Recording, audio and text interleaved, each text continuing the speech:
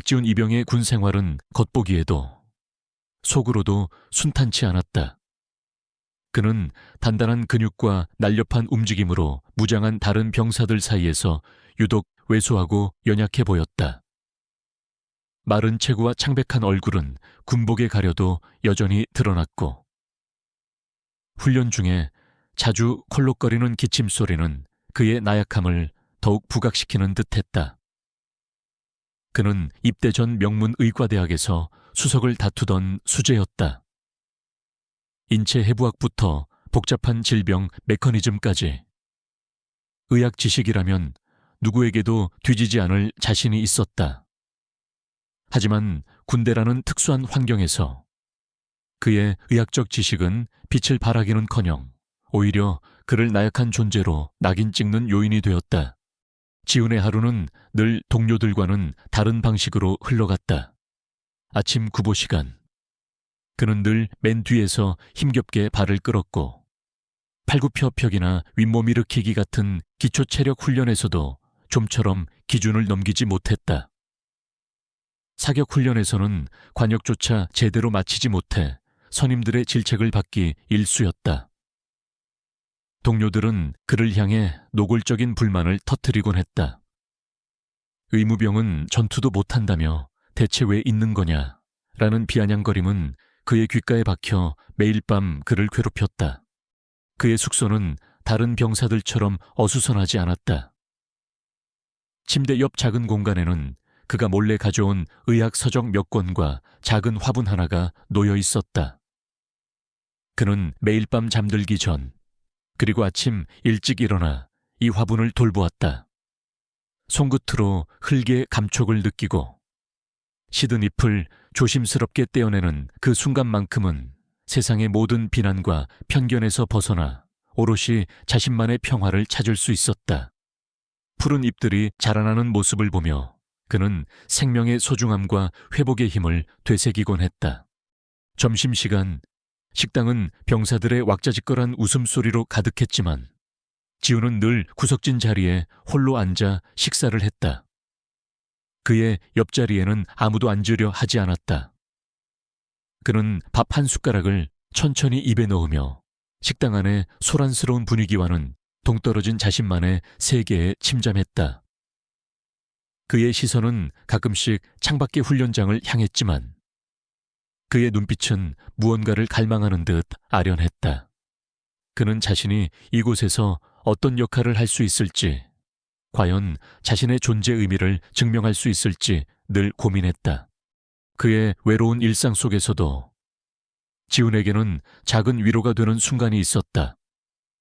어느 날 혹독한 행군 훈련 중이었다. 병사들은 극한의 피로와 갈증에 시달리고 있었고 모두의 얼굴에는 고통이 역력했다. 그때 한 신병이 갑자기 쓰러졌다. 그의 얼굴은 새파랗게 질렸고 온몸은 경련을 일으키며 심하게 떨렸다. 극심한 마취 내림쥐가 나담으로 인한 고통이었다. 주변 병사들은 당황하며 어쩔 줄 몰라 했다. 최현우 중사 역시 신병의 상태를 보고 당황하며 구급약을 찾고 있었다. 바로 그때였다. 박지훈이 본능적으로 쓰러진 신병에게 달려갔다.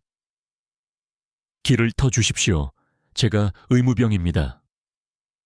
그의 목소리는 평소보다 훨씬 단호했다. 그는 신병의 다리를 잡고 능숙하게 근육을 이완시켰다. 그의 손은 정확하게 혈점을 찾아 마사지했고 동시에 신병의 호흡을 안정시키기 위한 조치를 취했다. 그의 움직임은 군대에서 배운 기본 응급처치를 훨씬 뛰어넘는 수준이었다. 그는 마치 오랜 임상 경험을 가진 의사처럼 빠르고 정확하게 움직였다.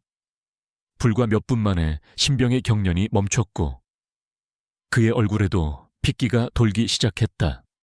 괜찮아. 괜찮아질 거야. 지훈은 신병의 이마에 맺힌 땀을 닦아주며 나지막이 속삭였다. 신병은 고통이 가시자 지훈을 올려다보았다. 그의 눈에는 고통 대신 안도감과 함께 깊은 감사가 담겨 있었다. 이 작은 행동은 그의 몸은 약할지라도 그의 지식과 마음은 누구보다 강하다는 것을 보여주는 고양이를 구하는 순간 Save the Cat moment이었다. 그는 타인의 고통을 외면하지 않는 진정한 의무병의 면모를 드러냈다. 지우는 늘 손목에 낡고 색이 바랜 빨간 실팔찌를 차고 있었다. 이 팔찌는 그가 어린 시절부터 함께했던 그의 할머니가 직접 만들어주신 것이었다. 그의 할머니는 어린 지훈이 의학 서적을 끼고 사는 것을 보며 늘 이렇게 말씀하셨다. 우리 지훈이는 꼭 많은 사람을 살리는 훌륭한 의사가 될 거야. 이 팔찌는 네가 생명을 살리는 손을 가진다는 의미란다.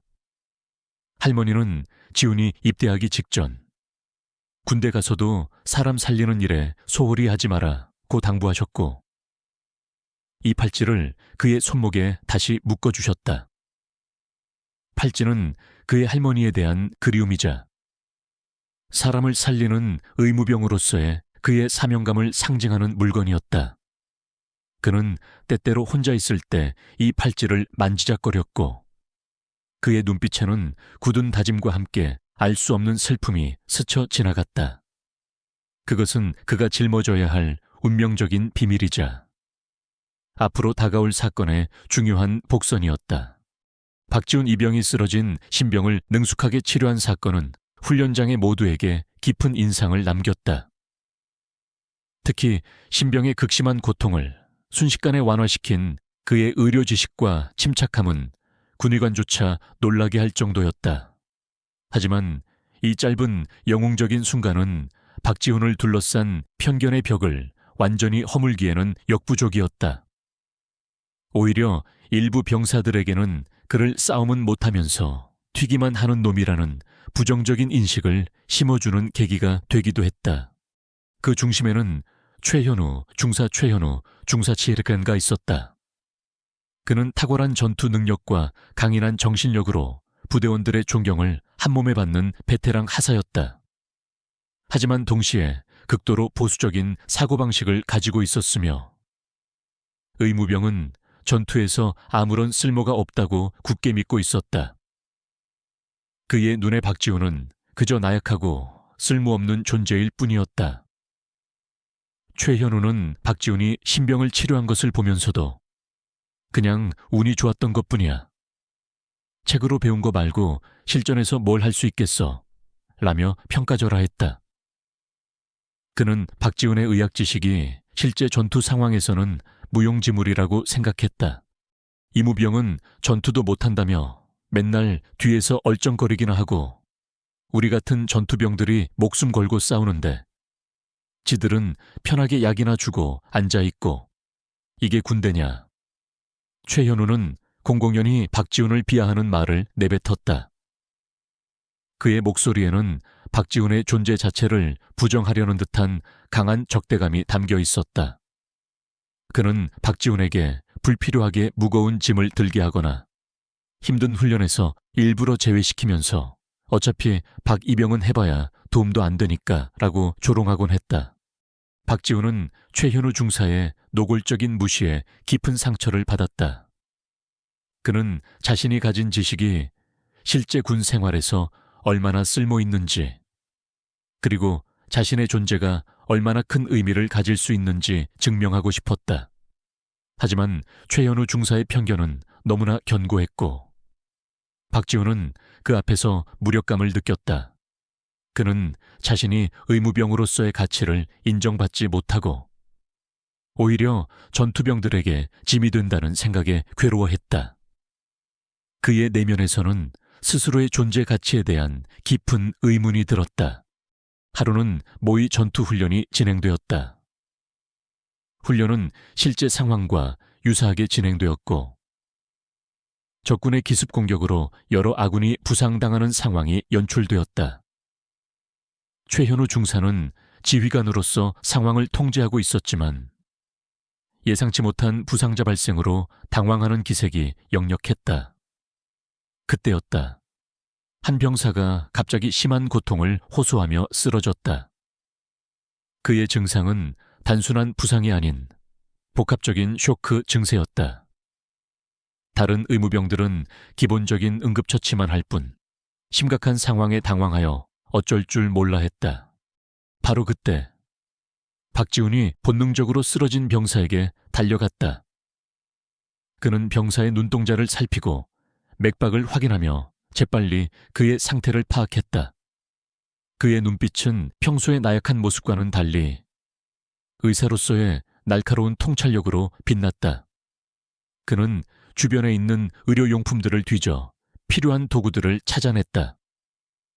그리고는 누구의 지시도 없이 자신의 의학 지식을 총동원하여 정확하고 신속하게 응급처치를 시행했다. 그는 쓰러진 병사의 생체 반응을 주시하며 복잡한 응급조치를 차례로 수행했다.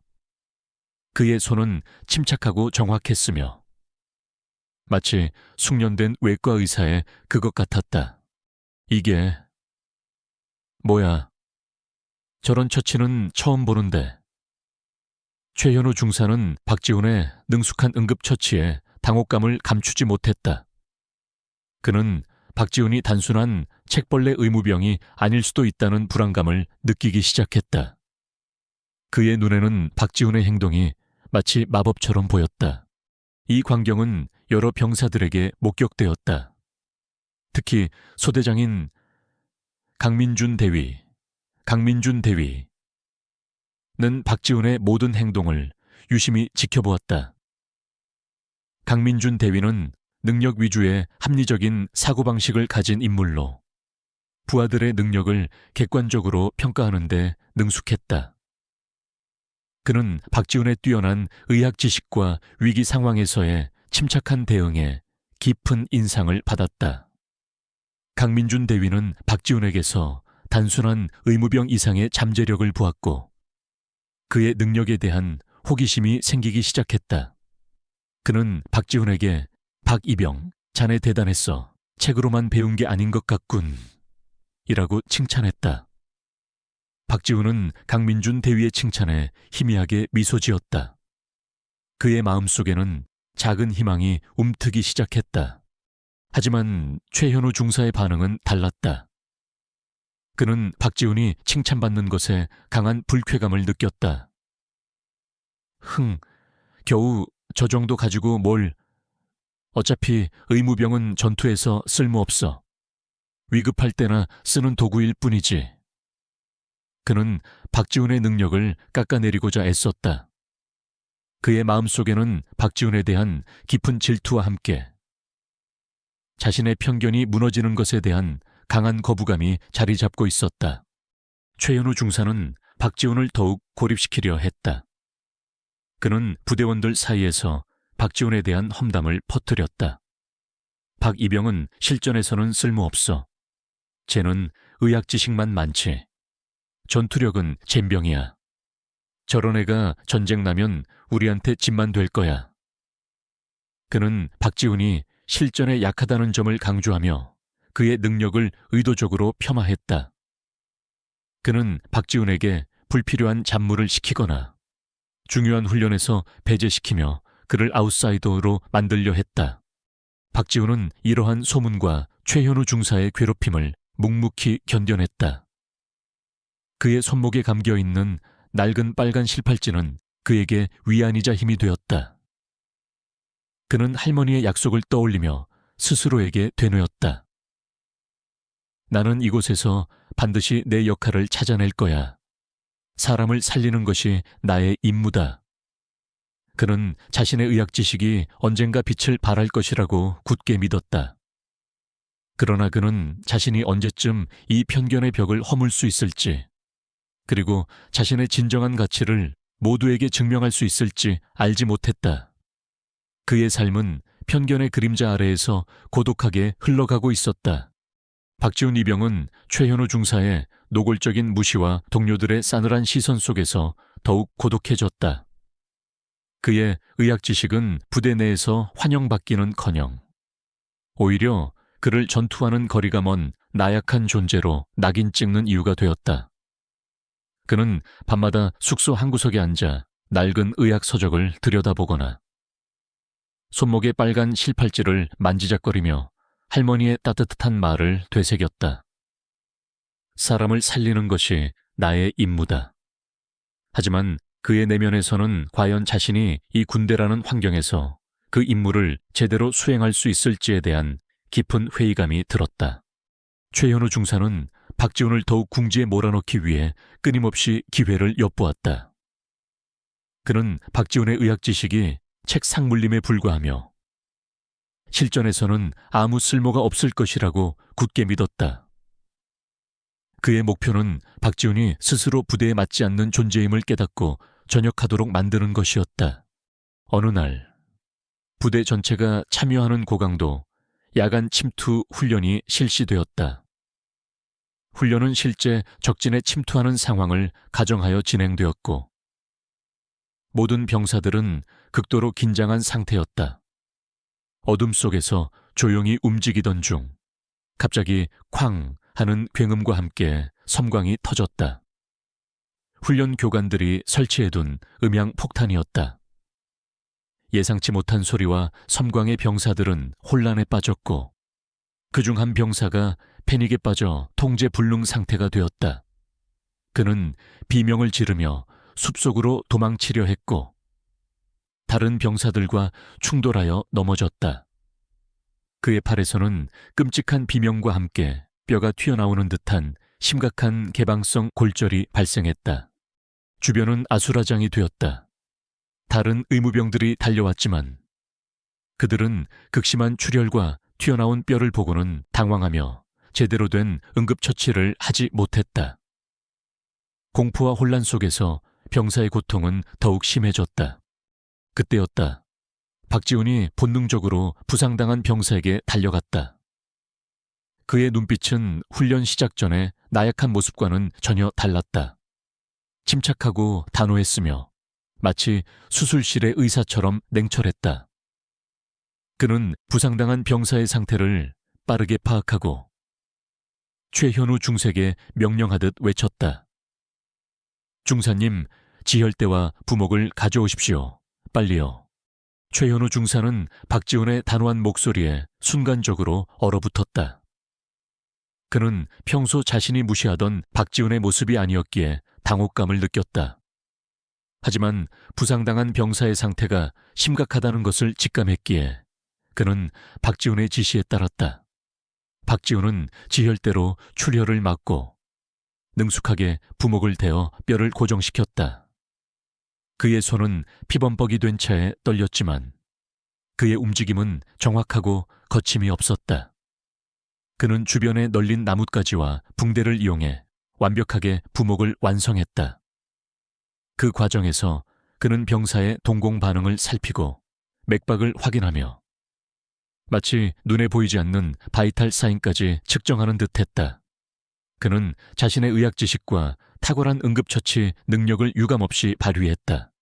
이게 박이병의 진짜 실력인가?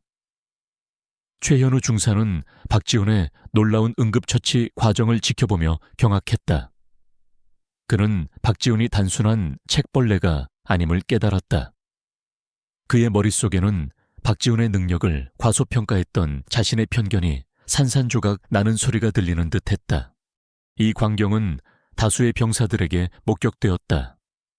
특히 강민준 대위는 이 모든 상황을 처음부터 끝까지 지켜보았다. 강민준 대위는 박지훈의 침착함과 의학적 전문성에 깊은 감명을 받았다.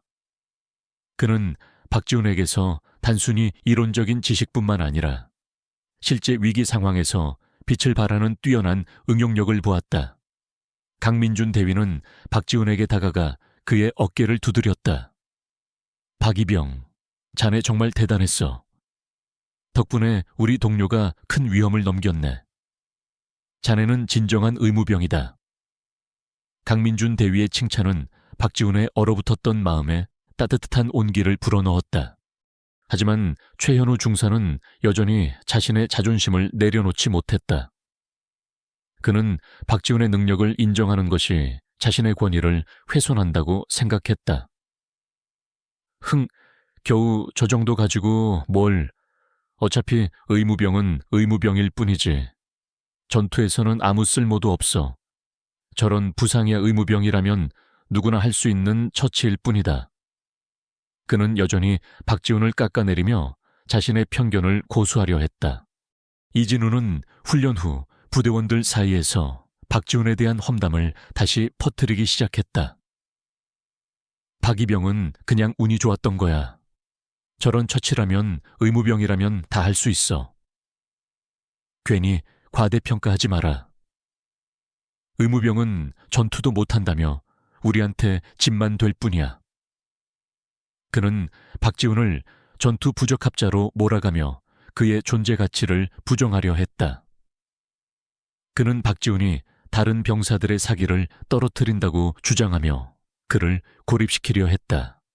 박지훈은 최현우 중사의 이러한 행동을 알고 있었지만 이제 더 이상 상처받지 않았다. 강민준 대위의 칭찬과 그가 살린 병사의 안도하는 얼굴은 그에게 큰 위안이 되었다. 그는 자신의 손목에 감긴 빨간 실팔찌를 굳게 잡았다. 나는 사람을 살리는 의무병이다.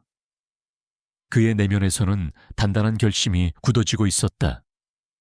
그는 자신의 의학 지식이 언젠가 부대 전체를 구할 것이라고 굳게 믿었다. 그러나 그는 아직 자신의 진짜 가치를 모두에게 증명할 기회를 기다려야 했다.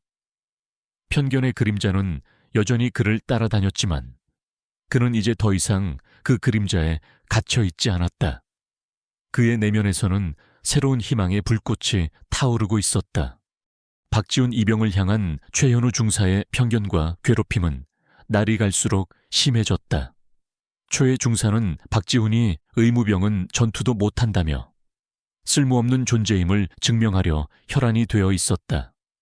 그는 박지훈의 의학 지식이 단순한 책상 물림에 불과하며 실제 위기 상황에서는 무용지물일 것이라고 굳게 믿었다.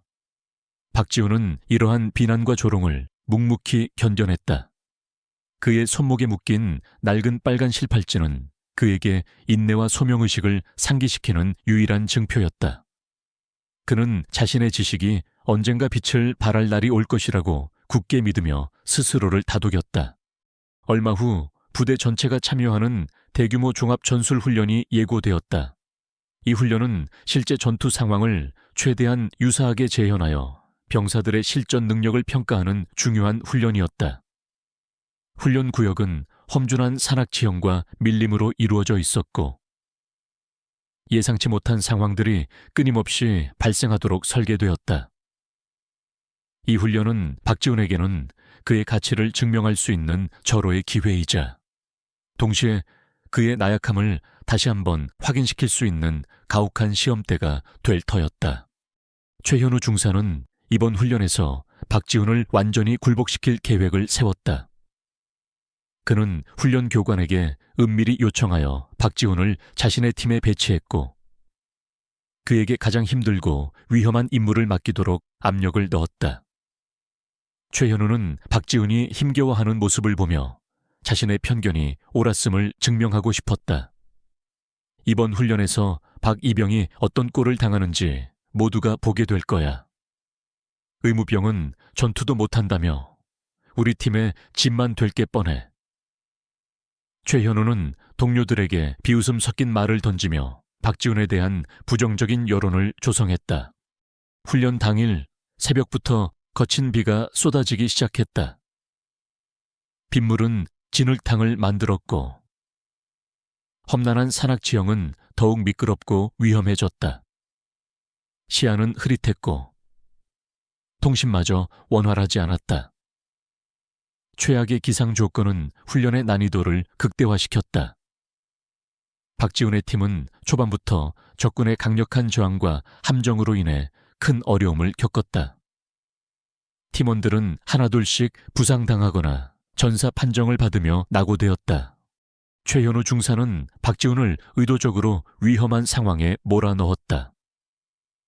그는 박지훈에게 부상병 이송이라는 명목으로 가장 험난하고 위험한 지점을 통과하도록 지시했고 다른 전투병들을 먼저 보내 박지훈을 홀로 고립시켰다.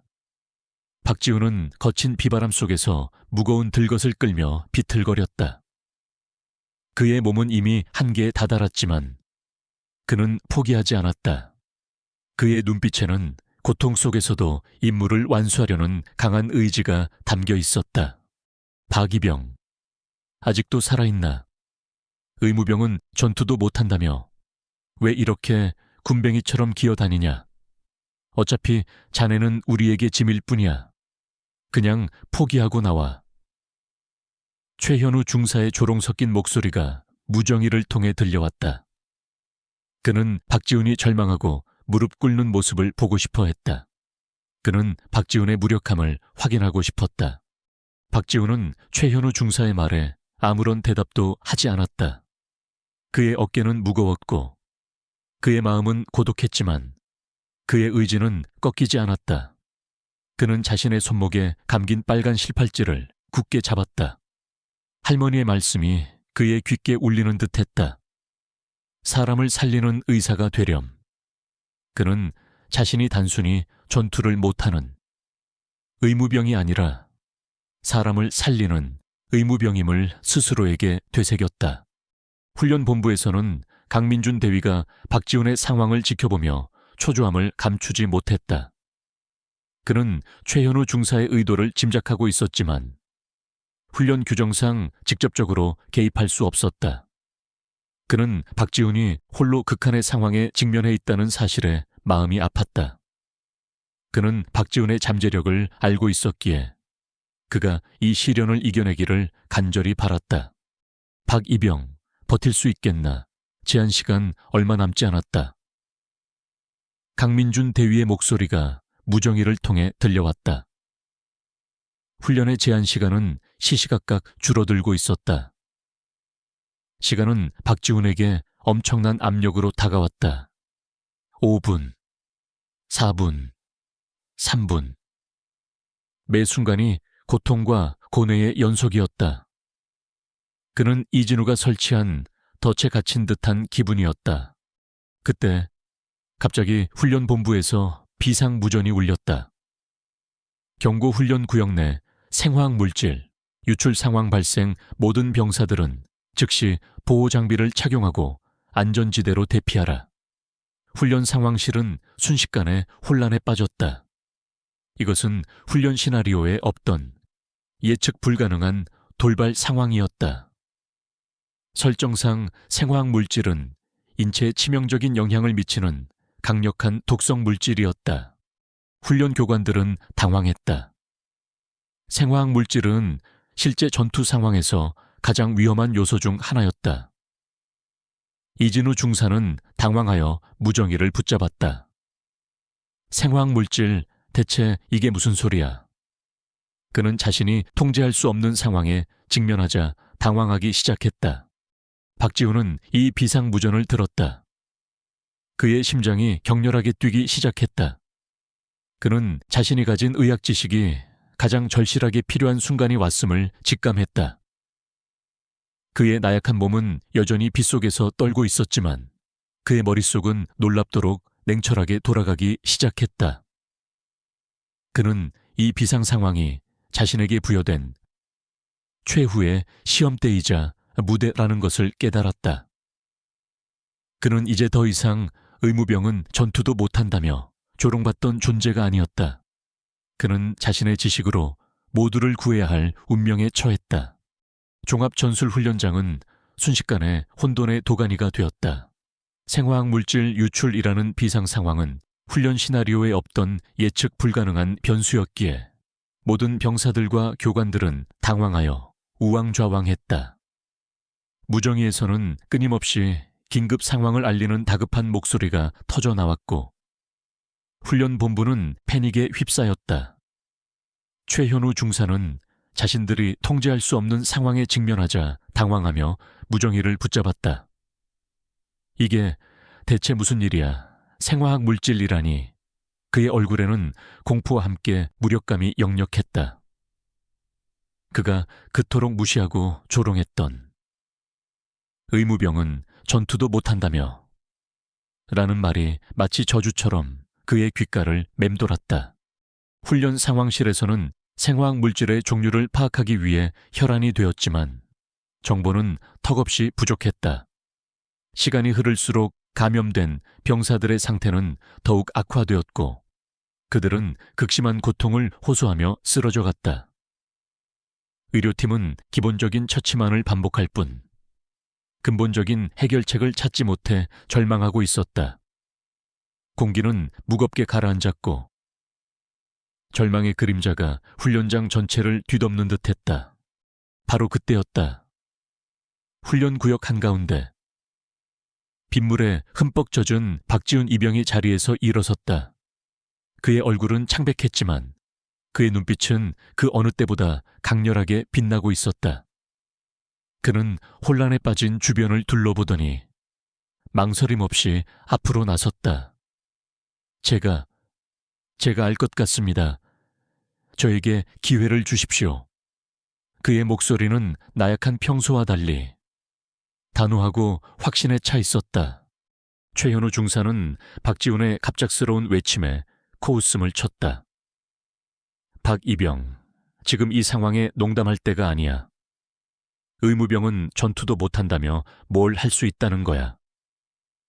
그의 목소리에는 여전히 경멸이 담겨 있었다. 다른 병사들 역시 지훈을 의심스러운 눈초리로 바라보았다. 그러나 강민준 대위는 달랐다. 그는 박지훈의 눈빛에서 강한 확신을 읽었다. 그는 박지훈의 숨겨진 능력을 믿었다. 박이병에게 기회를 주십시오. 저 친구는 평범한 의무병이 아닙니다.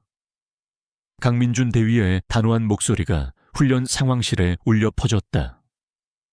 그의 강력한 지지에 훈련 교관들은 마지못해 박지훈에게 기회를 주기로 결정했다. 박지훈은 쓰러진 병사들의 증상을 하나하나 세심하게 살피기 시작했다. 그의 손은 빠르게 움직이며 병사들의 맥박을 짚고 동공 반응을 확인했다. 그의 눈은 마치 현미경처럼 정교하게 증상들을 분석했고 그의 머릿속에서는 방대한 의학 지식들이 빠르게 조합되기 시작했다. 이건 신경독성 물질에 의한 중독 증상입니다. 특이하게 자연 환경에 흔한 특정 식물, 추출물과 유사한 반응을 보입니다. 그의 분석은 놀라울 만큼 정확하고 상세했다. 그는 즉시 훈련장 주변의 식물들을 살피기 시작했다. 빗속에서 그는 특정 식물을 찾아내더니 곧바로 그것이 생화학 물질의 원인임을 확신했다. 이 식물의 독성 성분이 빗물에 섞여 확산된 것 같습니다. 이 독은 신경계를 마비시키고 심하면 호흡 중추까지 영향을 미칩니다. 박지훈은 지체하지 않았다. 그는 자신의 의학 지식을 총동원하여 해독제를 만들 방법을 제시했다. 급하게 해독제를 만들려면 주변에서 구할 수 있는 알칼리성 물질과 특정 유기물을 혼합해야 합니다. 예를 들어 병사들이 가진 비상식량의 특정 성분이나 훈련 장비에 포함된 소독액 성분을 활용할 수 있습니다. 그의 설명은 복잡했지만 그의 목소리에는 흔들림이 없었다. 그는 자신의 지식을 바탕으로 현장에서 즉각적인 해결책을 제시했다. 그는 마치 수십 년 경력의 베테랑 의사처럼 침착하고 정확하게 지시를 내렸다. 최현우 중사는 박지훈의 놀라운 지식과 침착함에 경악을 금치 못했다. 그의 눈은 휘둥그레졌다. 그가 그렇게 무시했던 책상 물림 의무병이 자신들도 해결하지 못했던 재앙적인 상황에서 유일한 해답을 제시하고 있었다. 그는 자신의 오만함과 무지에 치를 떨었다. 의무병은 전투도 못한다며 내가 틀렸어. 완전히 틀렸어. 그의 입술에서는 후회의 말이 터져 나왔다. 훈련본부에서는 박지훈의 지시에 따라 즉시 해독제, 제조에 필요한 물질들을 모으기 시작했다. 몇 분 후 박지훈이 제시한 조합대로 만들어진 해독제가 감염된 병사들에게 투여되었다. 그리고 놀랍게도 효과는 즉각적으로 나타났다. 감염된 병사들의 경련이 멈추고 그들의 호흡이 점차 안정되기 시작했다. 훈련 상황실에는 안도의 한숨과 함께 환호성이 터져 나왔다. 박지훈 이병은 자신의 의학 지식으로 부대 전체를 구했다. 그의 지식은 그 어떤 전투력보다 강력했고 그의 침착함은 그 어떤 무기보다 위대했다. 모든 병사들과 교관들은 박지훈을 바라보았다. 그들의 얼굴에는 처음의 의심과 조롱 대신 깊은 경외심과 감사가 가득했다. 최현우 중사는 박지훈에게 다가가 무릎을 꿇었다. 그의 눈에는 뜨거운 눈물이 흘러내렸다. 박이병, 아니, 박 선생님, 제가 죽을 죄를 지었습니다. 저의 어리석은 편견이 얼마나 위험했는지 당신은 진정한 영웅입니다. 그의 사과는 진심이었고 그의 목소리에는 깊은 존경심이 담겨 있었다. 박지훈은 최현우 중사를 일으켜 세웠다. 그의 손목에는 여전히 낡은 빨간 실팔찌가 빛나고 있었다. 그의 눈빛은 고요했지만 그 안에는 자신이 오랫동안 기다려왔던 인정과 소명의식이 빛나고 있었다. 그는 자신이 전투도 못하는 의무병이 아니라 생명을 살리는 의무병으로서의 진정한 가치를 증명해낸 순간이었다. 이 순간, 훈련장은 단순한 군사훈련장이 아니라 편견을 깨부수고 지식의 힘을 증명하는 거대한 무대가 되었다. 박지훈 이병이 생화학 물질 유출이라는 비상 상황을 자신의 탁월한 의학 지식으로 해결하자 훈련장은 경외감과 안도감으로 가득 찼다. 최현우 중사의 진심 어린 사과는 그동안 박지훈을 둘러쌌던 편견의 벽이 드디어 허물어졌음을 의미했다. 그의 나약한 외모 뒤에 숨겨진 진정한 능력과 가치가 만천에 드러난 순간이었다. 훈련이 끝난 후 군 당국은 박지훈 이병의 활약에 대해 즉각적인 조사를 시작했다. 그의 의학 지식과 위기 대처 능력은 군의관들을 포함한 모든 의료진을 놀라게 할 정도였다. 조사 결과 박지훈이 실제로 명문의과대학 재학 중이었으며 희귀 질병 및 독극물에 대한 방대한 지식을 가지고 있음이 밝혀졌다. 그는 단순히 의무병이라는 보직에 국한되지 않는 군 의료 시스템에 혁신을 가져올 수 있는 잠재력을 지닌 인재로 평가받았다. 최현우 중사는 자신의 행동에 대한 책임을 피할 수 없었다. 그는 박지훈에게 지속적으로 가했던 모욕적인 언행과 편견 때문에 군 감찰부의 엄중한 조사를 받았다. 그의 과도한 남성 우월주의적 사고방식과 의무병에 대한 잘못된 인식이 문제점으로 지적되었다. 최현우는 더 이상 자신의 행동을 변명할 수 없었다. 그는 자신의 어리석음과 무지에 깊이 후회하며 박지훈에게 진심으로 사죄했다. 박이병, 아니, 박지훈. 제가 그동안 당신을 너무나도 잘못 판단했습니다.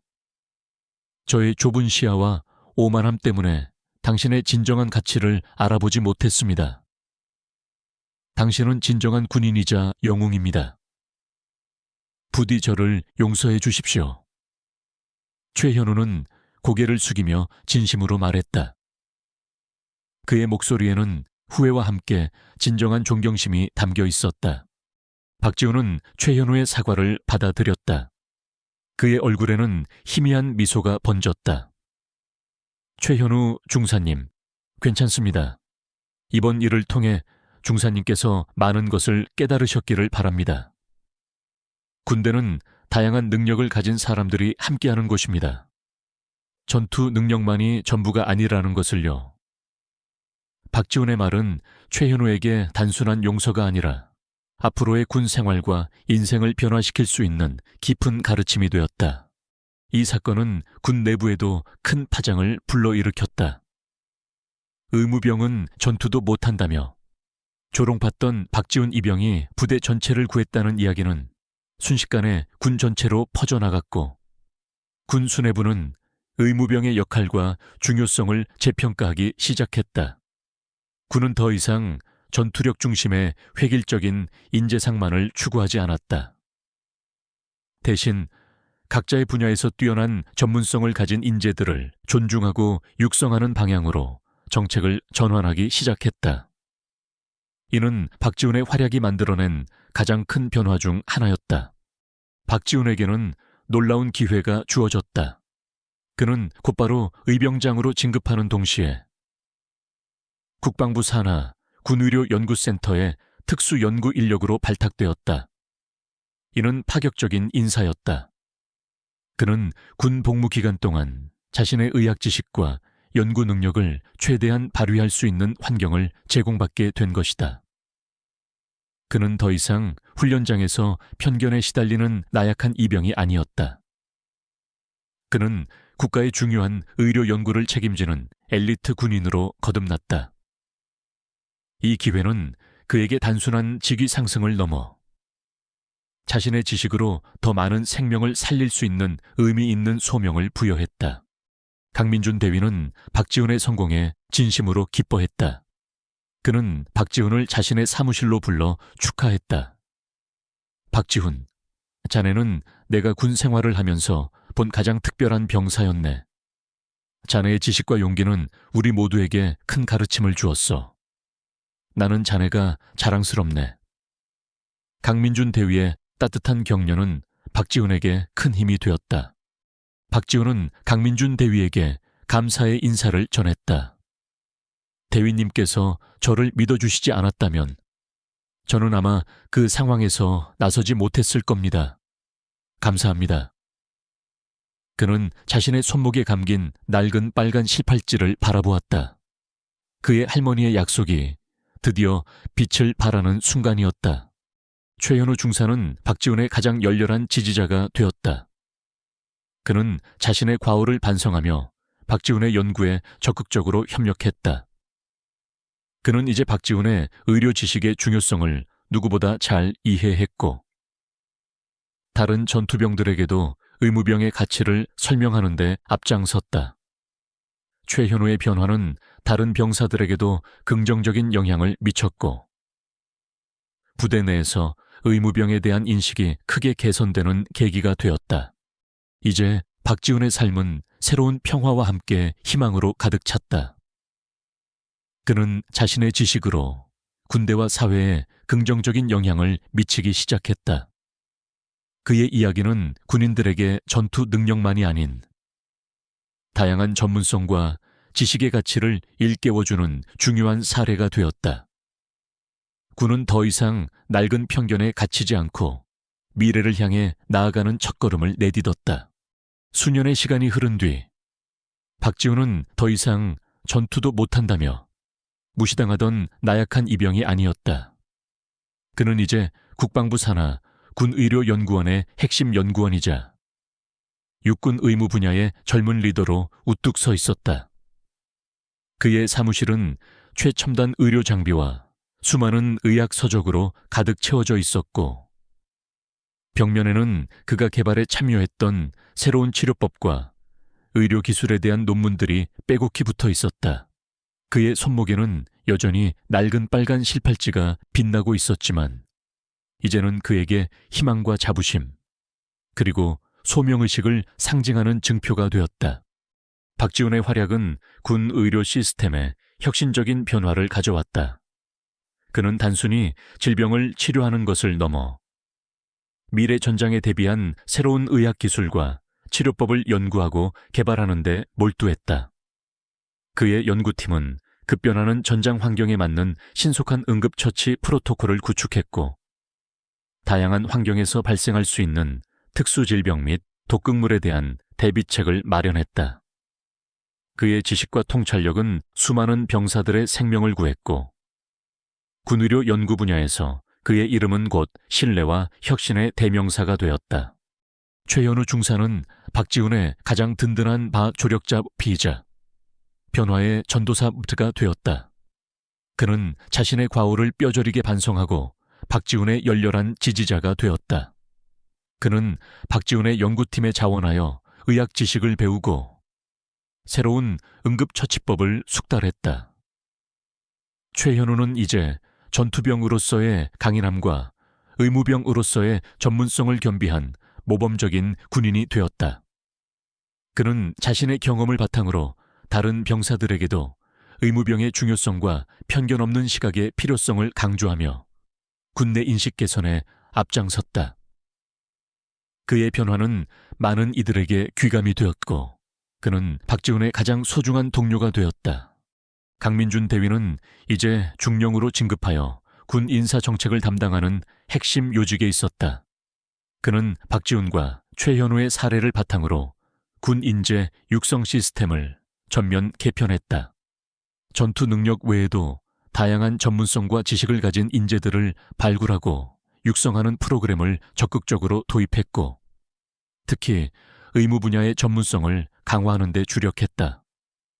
그의 노력으로 군은 더 이상 낡은 편견에 갇히지 않고 각자의 분야에서 최고의 능력을 발휘할 수 있는 환경을 조성하게 되었다.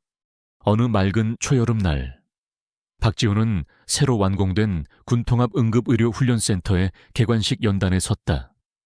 이 센터는 그의 제안과 노력으로 설립된 곳으로 실제 전장과 동일한 환경에서 의무병들이 실전과 같은 응급처치 훈련을 받을 수 있도록 설계되었다. 그는 자신의 할머니가 선물해준 빨간 실팔찌를 만지작거리며 연설을 시작했다. 이곳은 단순한 훈련센터가 아닙니다. 이곳은 우리의 아픔과 편견, 그리고 그것을 극복해낸 용기가 만들어낸 희망의 공간입니다. 저 또한 한때 전투도 못한다며 조롱받던 나약한 의무병에 불과했습니다. 하지만 저는 제가 가진 지식이 생명을 구할 수 있다는 믿음을 잃지 않았습니다. 그리고 오늘 이 자리에 서서 여러분께 말씀드립니다. 여러분 한 사람 한 사람의 지식과 능력은 그 어떤 무기보다 강력하며 여러분의 손은 생명을 살리는 가장 위대한 도구입니다. 그의 연설은 모든 이들에게 깊은 울림을 주었다. 강민준 중령과 최현우 중사를 비롯한 수많은 군 관계자들과 병사들은 박지훈의 이야기에 감동했고 그의 진심 어린 메시지에 뜨거운 박수를 보냈다. 그들의 눈에는 더 이상 편견이나 의심이 아닌 존경과 희망이 가득했다. 개관식이 끝난 후 박지훈은 센터 훈련장의 한 구석에 있는 작은 화분을 바라보았다. 그가 군입대 초기에 숙소에서 키우던 바로 그 화분이었다. 이제 화분은 이전보다 훨씬 더 크고 푸르게 자라나 있었다. 그때 최현우 중사가 그의 옆으로 다가왔다. 박 박사님, 화분이 정말 잘 자랐네요. 처음에는 정말 작았는데. 최현우가 웃으며 말했다. 그는 이제 박지훈을 박 박사님이라고 부르며 진심으로 존경했다. 박지훈도 미소 지었다. 네, 중사님, 훈련을 마치고 이 화분을 볼 때마다 희망을 느꼈습니다. 마치 저와 같다는 생각도 들고요. 그들은 잠시 말없이 화분을 바라보았다. 푸른 잎사귀들은 햇살을 받아 더욱 빛났다. 박지훈은 손목에 빨간 실팔찌를 들어 올렸다. 그것은 이제 그의 할머니와의 약속을 넘어 생명을 살리는 의학의 힘과 인간의 지혜가 만들어낸 기적을 상징하는 듯했다. 그의 삶은 더 이상 외롭거나 고독하지 않았다. 그는 자신의 지식으로 수많은 생명을 살렸고 군대라는 거대한 조직에 긍정적인 변화의 바람을 불어넣었다. 멀리서 훈련생들의 활기찬 함성 소리가 들려왔다. 그들의 함성 속에는 편견이 사라지고 지식과 능력이 존중받는 새로운 시대의 희망이 담겨 있었다.